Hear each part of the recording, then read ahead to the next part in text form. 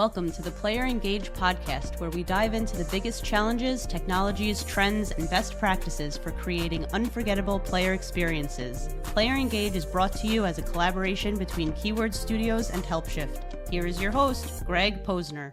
Good morning, good afternoon, and welcome to our podcast.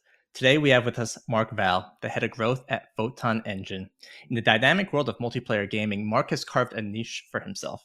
He currently steers the growth engine at Photon, reaching over 1.4 billion players monthly with their leading services. Before diving into the vibrant gaming universe at Photon, Mark had lent his expertise to PlayFab as a mentor, as well as a mentor at Startup Bootcamp. He has an impressive track record of setting up successful teams, creating infrastructure, and raising public awareness in new terrains. Mark, I'm excited about our conversation today and be able to talk about all the analytics, but is there anything I missed about your intro that you want to share or talk more it's all good, Craig. Obviously we have long decades of experience left and right, but that sums it up for the last 5 years, let's say. Yeah. Cool, yeah. And I want to dive into this because ever since I started understanding the behind the scenes world of gaming, PlayFab keeps popping up, and I even tried to create my own game using my own Unity engine that I was using, and it just boggled my mind on how you actually connect multiplayer services. And now you've kind of dabbled with both of those. So starting off with kind of that hard-hitting question is, what to you, if you were starting a company, are the most important analytics that you want to be measuring about an audience to help set yourself up for success? Sure. There's the obvious retention, conversion, and K factor. So I call it the home run. So let's say the first thing you want to do is have good retention, obviously. But the second thing you want to do after that is improve your conversion rate to payer if you have a free-to-play game or ads-based game. And after that is to improve the amount you will generate from each of the players. And then the fourth one would be to actually grow that game. So to make sure that you have as many eyeballs as possible, then your overall funnel regarding acquisition to how much you can have on LTV. And then you start to have something. But otherwise, analytic in general, you can go all the way to the rabbit hole of understanding the behaviors of your users and end up with 56 different IO of behavior pattern that will monetize in different ways. So those are some to look at. Obviously, if you're going premium, you have to do a very good soft launch. Hopefully, you will have test your things very well and iterate the bugs and make sure that you are up to the standard of the current industry. But as we have seen just a few days ago, you can have with BattleBit, you can have a game that doesn't have AAA graphic and all these things, but the fun is there. You can still be a small team of 4 and be the number one selling game on Steam today. So I'll say that it's really about execution before anything. Analytic is one thing, but in the end, it's if you want to make a good decision, it's your guts to start with, and then after that is how your support is talking to you regarding does the game fail? Is there QA to do? Do the community enjoy what's going on right now in the game? Do they progress well? And then essentially it's the sum of the three that will give you the right decision, bundled with data and analytic. So I wouldn't say analytic or one KPI is the answer. It's really what you do with it. Yeah. So you bring up user retention. We talk about that a lot, and just taking a step backwards, right?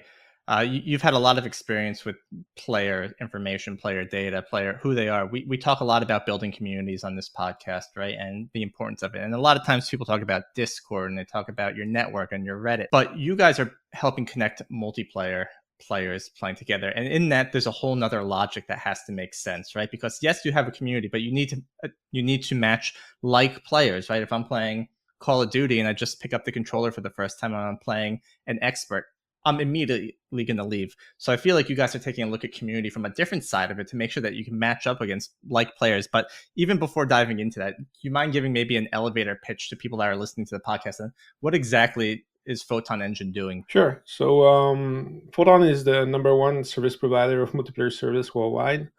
We're mainly focused on Unity, so we provide all the topologies and the engine types that you can dream of regarding how to build a multiplayer game today.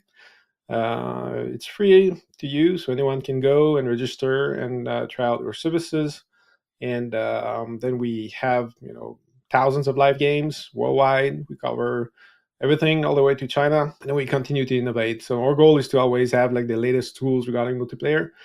So now we've launched not too long ago Fusion, which is a new product that supports easily up to 200 players, but you can go way higher than that if you want to in a full first-person shooter 60 Hz game. And then we have Quantum, which is a deterministic platform. We use a different way to do netcode, and it's very easy to actually build something with that. And now it's free for everyone to use. So that's how we operate. But what you were referring to earlier is matchmaking. So matchmaking can be seen at multiple level. First thing you want is to, when you launch your game, is to make the people play. And usually when you have a multiplayer game, you don't have enough players to create meaningful match. Let's say even if you have a 4 versus 4, right? So don't even think about a 16 versus 16 or 100 player map or something like that, because you're gonna have problems to get those users without spending money. So one thing to be done at the start is to integrate bots. Obviously, those bots will go away with time, but bots will make it possible for your players to try out the game on the first play rather than wait for players to come. And once you have enough players, then the bots just goes away with time. And you can use the same bots in the future. If a player leaves and don't come back, or there's a disconnect, you replace him with a bot, which is always great, so that there's a even match, right? Even if it's an AI. Regarding matchmaking, there's multiple aspect to it. It's a very deep subject. But if we go just scrap the surface, you can have elo scoring, where you have different type of bell curves. So a bell curve has, let's say you have 0, and then you have like 50, and then you have 100, right? And let's think you have like 3,000 levels. So you will be matchmake with someone that is somewhere in that bell curve, and obviously the one that are closer to you have a bigger risk to be matchmake with you. And then if you don't find enough, then you have expansion. So you have expansion of that bell curve to find more players, and that's purely based on scoring or rating. If you want to do it properly, you have to also integrate behaviors, which I've talked a bit about earlier. So that could be that's his 10th game today, or that's his first one. He is part of a clan. He's always participating.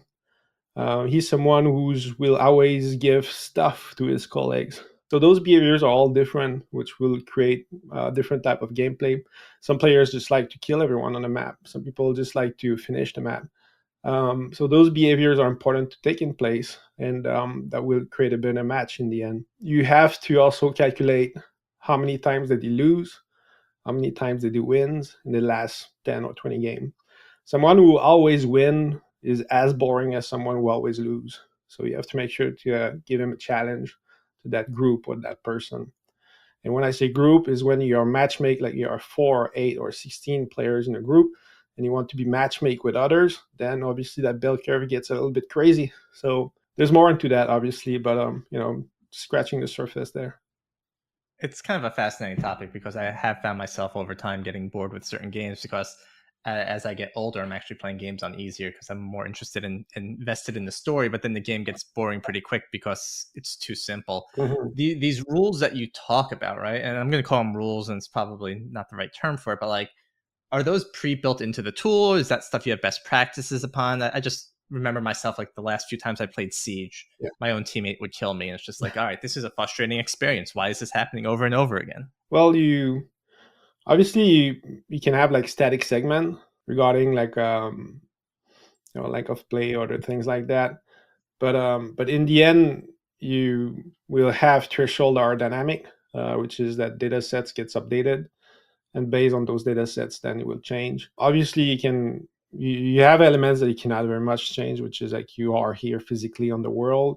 This is your region, right? So, but essentially, like it goes very much into like details of play, which is like you can, as the same as you can do an estimated value of ponderation of how a player will spend money in a game, you can do the same of how much is going to have fun in it. So you can risk sometimes as part of your algorithm to propose two match that are too hard right now for this player, but based on psycho traits or other behaviors, it might be exactly what he is looking for right now, a challenge. So actually, like knowing perfectly a community requires a lot of work to analyze the psycho traits and to have the players fill out forms so that you understand more about their habits and what they do. But ultimately, like at the base is still the same, which is either Elo score rating or similar. There's True Match, there's Smart Match. You can look at Xbox. There's a bunch of white papers about that as well. But the behaviors themselves are really depending on your game. I mean, like if you're making like a cooperative terrain game where you have to conquer a map versus a first-person shooter, don't get me wrong, but there's other things to, target between the two. Same thing with the RTS and the click per seconds and other things like that. So I would say that every game style and gameplay will have its own unique set of elements to track, but those are core to the gameplay and the community.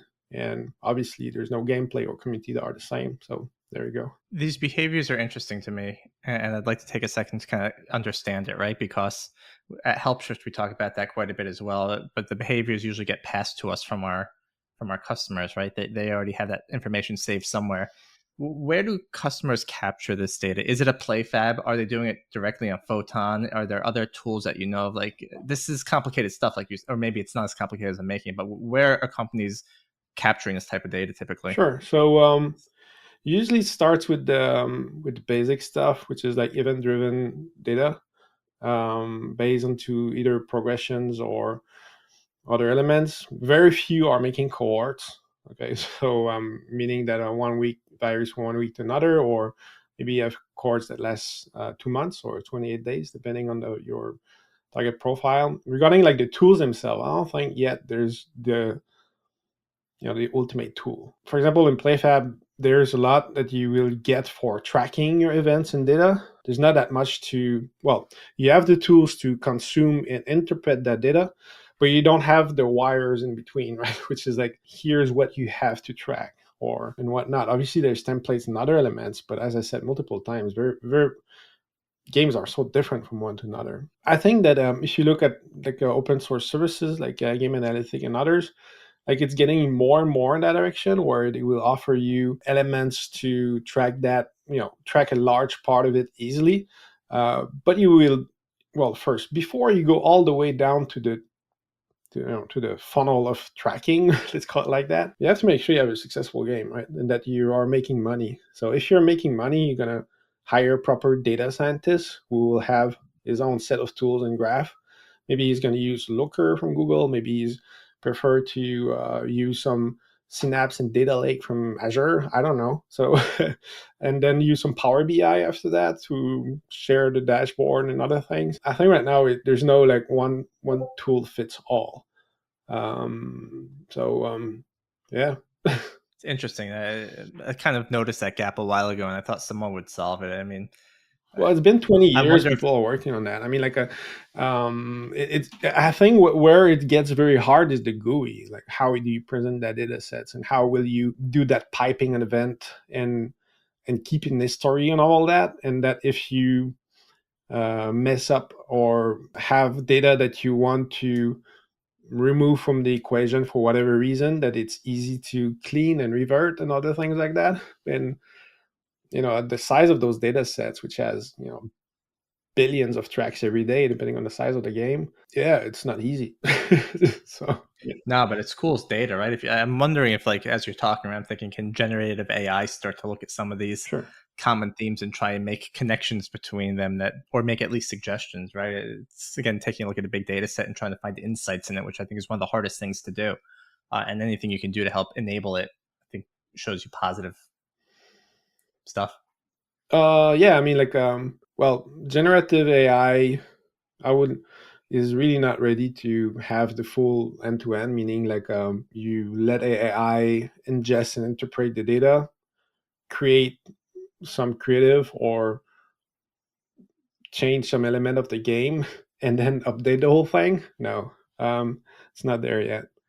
Yeah. Regarding like AI that tries to create a report for you automatically, well, yeah, it's there. I mean, like here's the thing: is that if you look at ChatGPT or most of the creation tools or what is offered in Analytic, and they have some sort of AI or Copilot or something, the result is very convincing, right?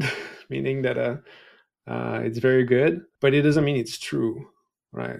That this is the thing that you have to do or release, and I think that's where it stops, right? Which is that you as an individual should be able to assess, interpret, and have a result by yourself, and the AI is more like a good colleague that you can learn from, but doesn't have the definitive answer. We might have it sometimes, right? Don't get me wrong. Yeah. And you will learn from the AI as well, definitely. But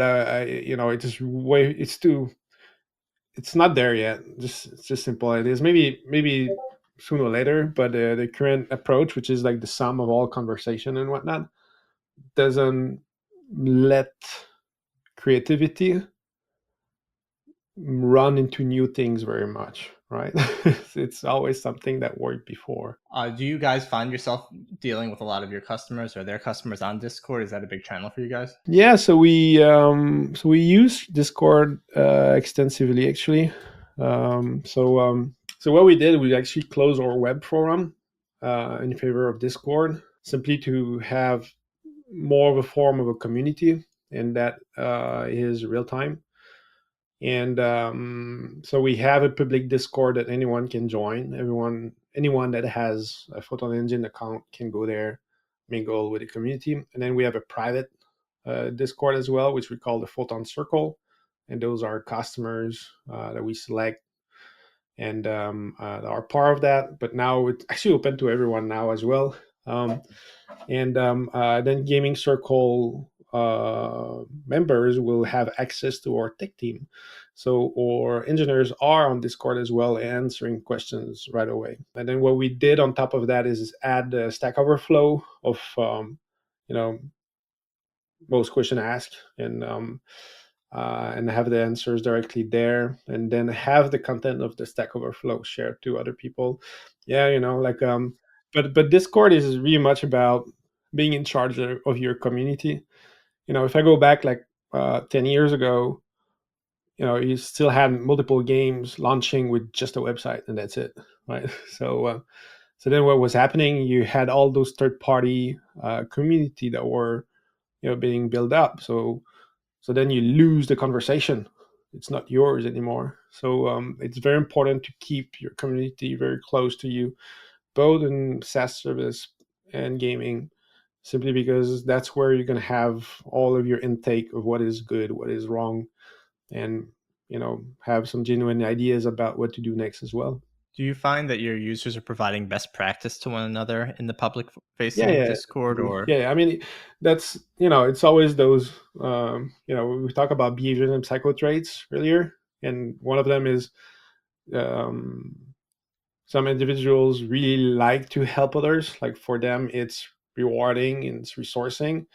The bigger your community, the more you can have of those. If you go back into the forum days or MERC or other type of communities, then you will end up to have moderators that moderate the content just for free, just because they want to be part of the community and mingle more. So on that end, yeah, people do help each other. I mean, like I think every human should help each other, right? I mean, like if you see someone who has a question and you have the answer, it'd be great that you take like just a minute to answer back. Yeah. Yeah, that's why I think it's The community has to grow by helping one another, and we see that a lot in our we have Slack channels that are public facing as well, where companies don't always want to disclose what company they're working for, but they're more than happy. I mean, they're all customer experience or customer service people at the end of the day, so everyone wants to be able to help their customers, right? And we see a lot of knowledge share, and we also, I mean, like when we look at our roadmap's pretty set, but when we see specific types of feedback or people coming to us with specific type of questions, we take that serious and talk about how we implement that, because we think we know everything. But until you start talking, I mean, this is the role of a product manager, right? Is do user stories, interview your customers, get and understand what they want and need. And it's fun to just be able to sit back and watch two customers solve a problem together, something I wasn't even thinking about before. Yeah, that's right. And I would say like what you just said now is more important than knowing what's your number one KPI, right? Is to actually have the soft skills to be able to engage with your community and Mm-hmm. not be afraid that let's say something is on fire somewhere, right? Maybe it could be your servers or something else. Then you are genuine enough to go straight to your community and say, hey, sorry, we know that this is happening. We're gonna take care of it. Usually the fire will go down slowly just because you said that. It's not fixed yet, but you're talking to them. Right. And that's retention, like really it's taking care of your people. I mean, like wherever you go, if people are taking care of their customers, they're gonna come back. Yeah, and that's not just companies, right? Brand advocates, and that's what you're talking to. Build up those brand advocates. They'll help build your communities. They'll make everyone strong, and it's this ongoing cycle of just keeping your customers happy, and that leads to user retention. Yeah, it's empowering your users, it's UGC, it's all of that. you know. So a little bit about you, Mark, right? You have this awesome background. You've worked with some fun companies. You've learned about players in the background, but how do you get there? Do you go into school thinking I want to learn about players in the game, or how Um, did you get to where you are? well, for me, it's I'm very passionate about multiple things, right? So I'm an engineer myself, so I can build pretty much anything I want. And I'm a creative person as well, so I like to explore new things. And third is that I love science in general. So then I touch a lot of physics. I touch a lot of human behaviors through psychology. I love progress and other elements. So obviously, anything that will make the brand I'm working for, or people I know, or my colleagues better, I will try to talk to them about that. So analytic per se is very much, especially in gaming and free to play. We have so many different vertical, right? So if you talk to the user acquisition guys, or if you talk to people working gambling, or if you talk to folks who work only in Asia versus here in the West, you will have so different discussion, right? so to me, it's the sum of it. Like it's the sum of all of that. But it's just to know. I think what is very important is to know where to give effort to it. Why do I say that? Is simply because like obviously there's those that release something with no tracking at all, and they just hope that things will go okay. Then you have the opposite, which is people that spends a lot of time on an analytic framework, and then they are stuck in creating the content. So I think it's the right balance. So all the basics regarding like how many DAU you had, how many people came back, how time spent, the your retention or your K factor, so slash virality, all of those are important. Like, but when you go down to knowing the 56 behaviors or so I was talking about earlier, this is when you have a successful game, right? So, but to start to get going, I would say is to look just at how ads works, right? So ads in general works with attribution. So you attribute the eyeballs to the creative, to the publisher, and then the money flows from one hand to another. Just knowing that this is like the basic loop of tracking very much gives um, a lighthouse to your meaning regarding what you're going to provide to your customers. So yeah, so it's both technical and soft skills and understanding of behaviors, that we're on a finite planet now. that the internet has been flat for more than 20 years, right? So what I mean by that is that everyone can access your content, maybe not from China, but they find ways. And and from day one, you should aim for going global. So it means culturization, globalization. You have to know the major holidays worldwide, right? So there's a lot of things to know regarding like how will you take data in general and put it to your advantage. I'm taking some notes here, and I love that, right? You said your background is science and engineering, and I took note of that, right? And at first, I was like, it's so weird that you're kind of a public-facing figure here with an engineering background and a science background. I typically think that's behind the scenes, and then I start thinking about it, and you're monitoring these user flows, these user tendencies. And as an engineer, when you're building a product and you have to start understanding where are people clicking, what are people doing, how are they reacting to this stuff, it gives you kind of this edge to know, all right, well, I can just fix this app myself, or I can move this button, or I can do this, and I can really make that perfect experience. So it seemed weird at first to me on how those connect, but it does make a lot of sense.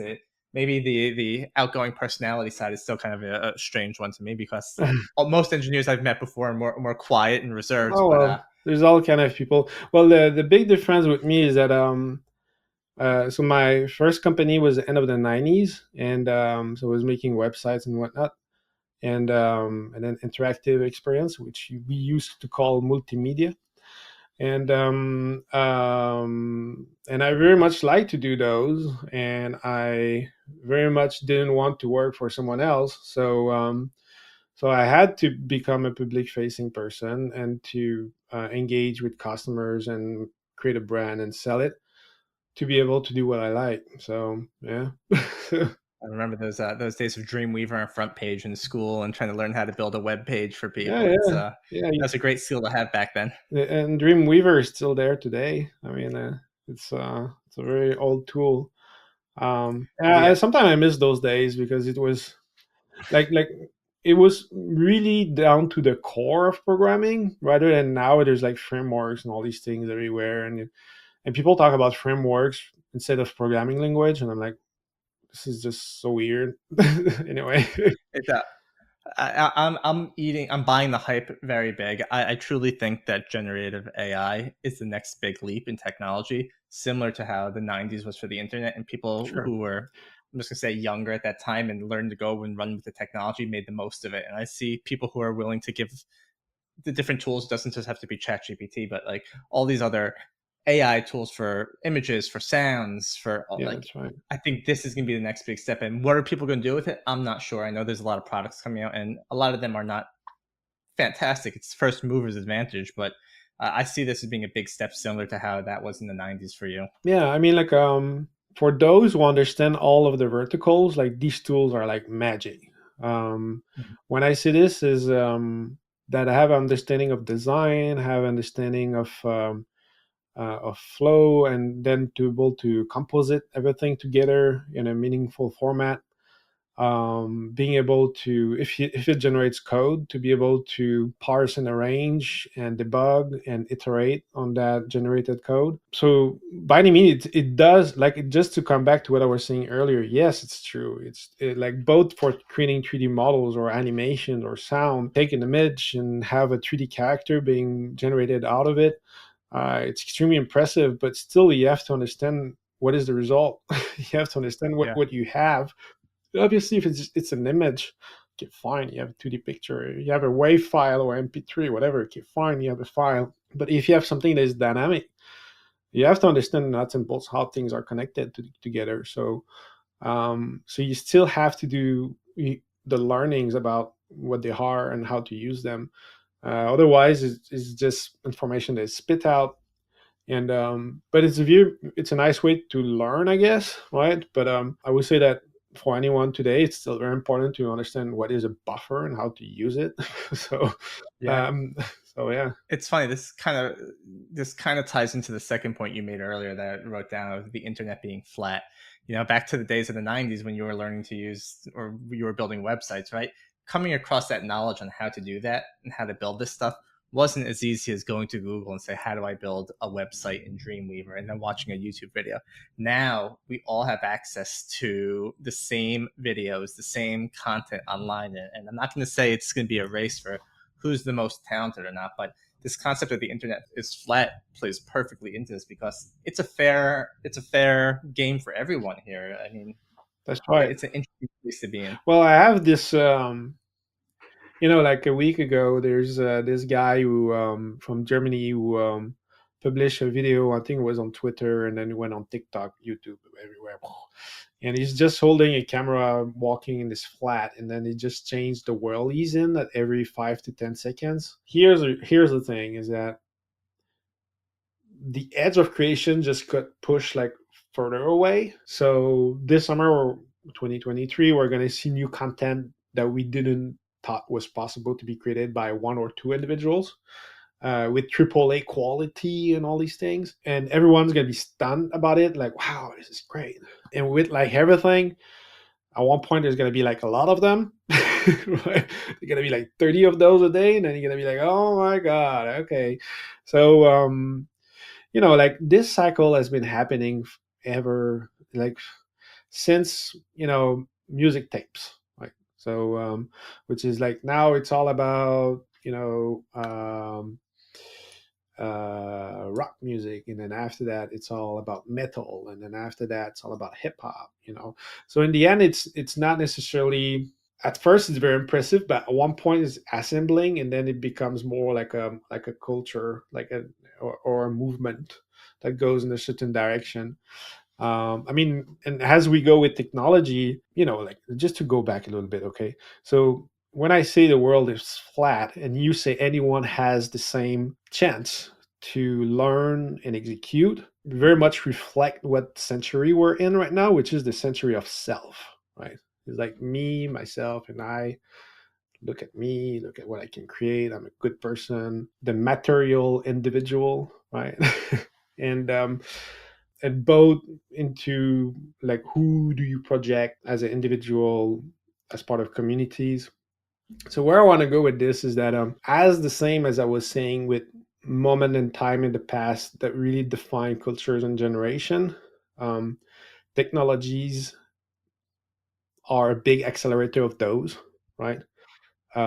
Creativity is the part that makes people dream, right? And abhor to some ideologies, right? And as I was going to before, I said, let me go back a little bit. With the technology that is up and coming now, it makes that reality. Well, we've seen the real first game multiple times, right? But what I mean is that the first time that you're going to have a mass market product, which is going to be the Quest 3, with full pass-through in colors, similar to what we saw with Apple Vision. Then you have a whole other medium, right? So that medium that reinterprets what is your surrounding and making it yours in the sensory of self. Wow, like soon enough, like people are gonna create their own world, like really crazy. So and be inside of it. But that still means that you have to stay to the edge of technology and be the latest one to do it, because as soon as this second wave, which is like the first wave is going to be a bit whatever, second wave is going to be more about personalization of that content, fine. And then we have those new medium that are coming. If you put everything together, you still have to offer something that is genuine and original. so by any means, if you want to win, you always have to create something new. So it's an interesting, a few things you said there make a lot of sense, and the last one resonates real quick, of kind of being unique, for lack of better words. You have to create something new. Is I have a 5-year-old, and I get bored of telling him stories, so every once in a while I'll go to ChatGPT and say, write a story about Iron Man and Spider-Man. that's cool. And after a while, you see the stories are exactly the same, and they replace a couple words here with a couple words there, and it's kind of like that honeymoon period of, oh, this is awesome. Then it's like, okay, this is the same thing over and over again. And it's great first step for technology, right? And you're talking about the kind of stages of technology, right? With the Quest 3 coming out with full 3D pass through, and I'm not necessarily sold on the VR hype. I like where it's going. I keep telling people I truly believe that if it was going to blow up, it would have done it during COVID when we were all locked down anyway. Yeah. The price point was there, but I would love for it to work. we used to call it, or I guess Gartner has something called the hype cycle. Yeah. And I think that's kind of where you were starting with this generative AI, is like the hype cycle. We're at the top right now. Everyone's hyped up and they're all creating stuff that probably may not last for long, but something will come of it. The question is, what is it going to be? And we've seen this for Web 2. We've seen this for the web to begin with, right? Like people dream of what's going to come. And I think we need to get through this first period of time to see what comes of it. And that's where we are jumping back into Quest, right? Quest 1 was for Yeah. enthusiasts. Quest 2 opened it up to the public. Quest 3 will hopefully be more public facing and adopt a bigger Yeah, and crowd. also the device changed a lot, right? I mean, like like to me, I'm bullish on when the glasses are like that big, right? So Yeah. that's the obvious. So like sunglasses are 50 gram on your nose, right? Like regular glasses, like the one I've just showed you, is like 30 gram or something, right?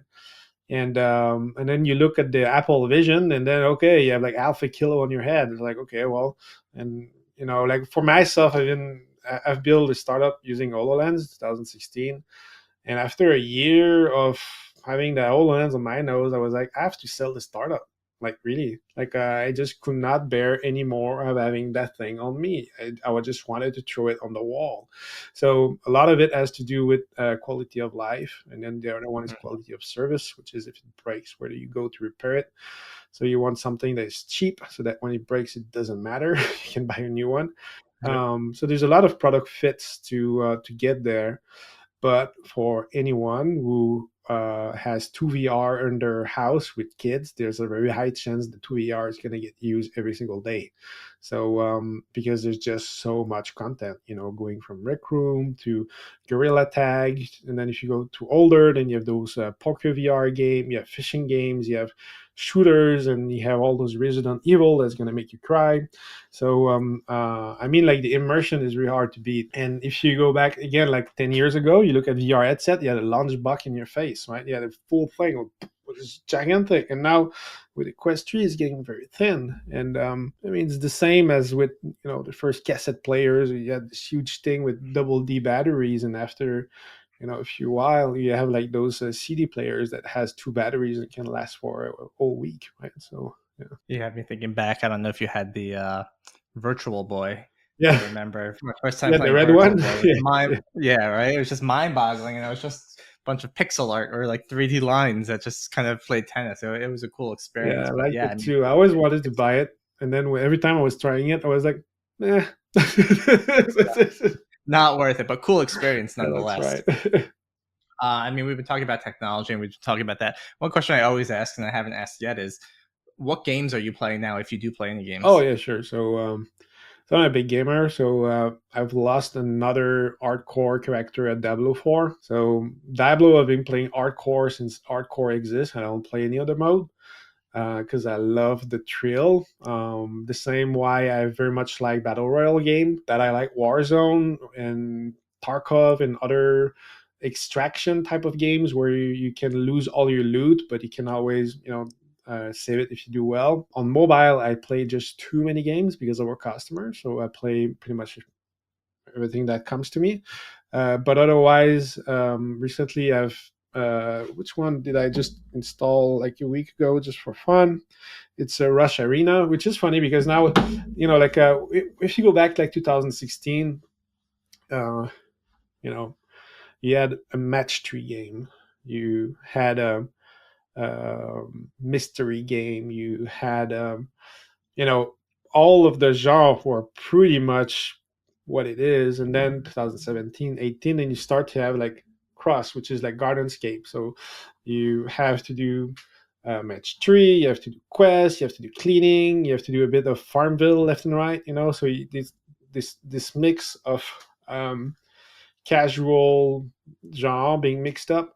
And nowadays is taking those mechanics and just like putting bare to the minimum in terms of mechanics, but trying to put a lore on top of it, so that's a longer story. Yeah. And there's arcs and other elements, and then the seasons and the community that goes to it. And I find it super fascinating that gameplays are extremely simple, can have such depth, right? So yeah, anyway, so if you compare this game I just talked about, which is what's the game again? Rush Arena versus Diablo 4. The amount of time to execute these two are so different, right? Really, the amount of content Yeah. in Diablo 4 is crazy. But that's what you get for a premium game. And then when you pay for, well, you pay nothing for free, that's what you get. So I think it's very important to see both. But at the same time, like now you have like the finals that's gonna get released on Steam. They're still private preview, and those are free to play. So I think it's free to play. So it's interesting to always see those mechanics. Like take League of Legends for example. So you have 40 million people playing every day. I think it's still the case. I'm not sure. But then you have like a very small amount of the players that converts to payer, like just 10 margin. But that's because they have such a large crowd, and they make a ton of money with that, even if they have small conversion rate. So when you have like a premium title with Blizzard, they know they're gonna sell 1 million copies. They're gonna put it at launch at $80 and then $129 for like ultimate package or something, and they sell all of it, and they make all their money in the first 48 hours, and of course going to make way more money with all of the merch and other things that are on the side. So where I want to go with this is that the business of gaming is like super wide. Very few talk about that, and the business of gaming is actually not talked about very much. So and how to leverage brand through cross media, and how you leverage your merch. I saw games that sold like 100,000 copies of a game. Not good, but their merch, they sold like gazillion amount, right? And they made way more money with merch. Some people with way more money than ads than if it was premium. And that's the thing, right? So all goes around. But for me, I like to play things I haven't seen. Yeah, that's what it is. You mentioned two games popped in my head as you were talking there on two different topics. One was Among Us, Yeah, because that game came from a studio that had very few developers, no one heard about it, and the game just blew up. It was, I think it was a little before COVID, I don't know, right? But like everyone played that game, and I yeah, don't think 5 it years ago scaled now. as well as it could. What was It's that? 5 years ago now. For 5 years ago, okay, like a little before, but like this is to your point where it was a non AAA studio. They threw together this game. They probably made more money in selling their little space guys than the actual game itself. yeah, And now it's cool to see what they did with the VR. Like I didn't try the VR one, but it looked really cool. It looked like a fun experience. I feel like it was a little late to the game, but like it was a cool experience. yeah, definitely. I mean, it's hard to do proper VR as well, right? So Yeah. so Shell Games took the Among Us VR project and did it very well. So I'm happy they made it happen. Regarding like what happened with Among Us, if you're able to empower a community to invite others to create fun, and they have fun, there's 100% chance they're gonna invite more people. It was one of the few games that got that so right. Like we would literally have people over, and there'd be 8 of us sitting in a room, and we'd all have our phones out. The only other game we've ever really done that with was like the Jackbox games, because we're all in the person together. But like Among Us had such an amazing formula to just suck people in. Yeah, that's right, and it's using some behaviors of humans, which is trust, right? And do I trust you or I don't? And then you have the soft skills approach to it, which is like, no, it's not me, right? So, and which is, are you sus, right? I mean, like now in every schoolyard they say, oh, you're sus, right? So I mean, everyone knows exactly what it means, where it's from, and what is the mindset behind it, and that is because of a game. So so being able to pull those behaviors to psycho traits that is across a large portion of the population triggers those moments where you're like, oh my god, right? So the aha effect is for everyone. It's the same like us. We're a SaaS service, we provide multiplayer service. Well, for us, the haha moment is when like a developer registers download one of our samples, go in Unity, compile it, and then he has his character moving on the screen. Like, oh, okay, cool. And then double click again on the build, and then he has two windows, and then he's moving here, it moves there. And he's like, oh my God, let me try with my phone. And then he moves on his phone, it moves on his screen. He's like, aha, okay, now I can do it too, right?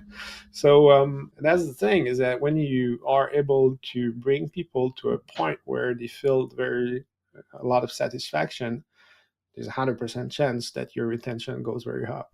So These aha moments are interesting, right? And they make a ton of sense. From Photon, the type of content you have the ability to monitor, are you able to help provoke or help expose some of these aha moments based on just the data that you're able to see? Not at all.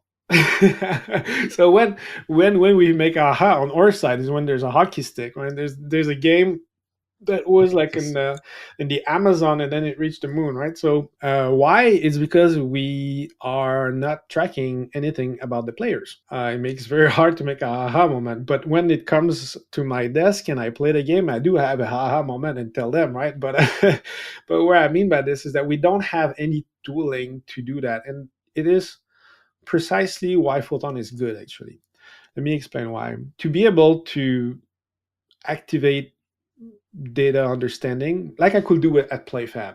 Like I could do that at PlayFab. You need cloud save, right? You need the full progression and history of a player. We don't have anything about that in Photon because we have 100% focus in delivering the best product for multiplayer. And that side of things, we do provide a matchmaker, right?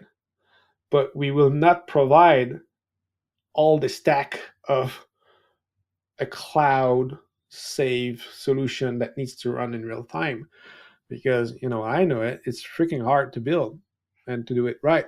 And if we will do that at Photon, we will have to spin another company, right, and make them independent of us, and then they could, and then we'll have a really beautiful dashboard, right? I mean, like it will make our product better, because in the end, when you sell hammers and screwdrivers and saw, right, that's what we sell pretty much. You can only assess the quality of the work once the house is built, right? So meaning that it's very hard to, I can give you videos on how to hammer properly, right? No problem. But what will you hammer? I don't know, right? So and that's the thing. It's the yeah, I get it. yeah, Right.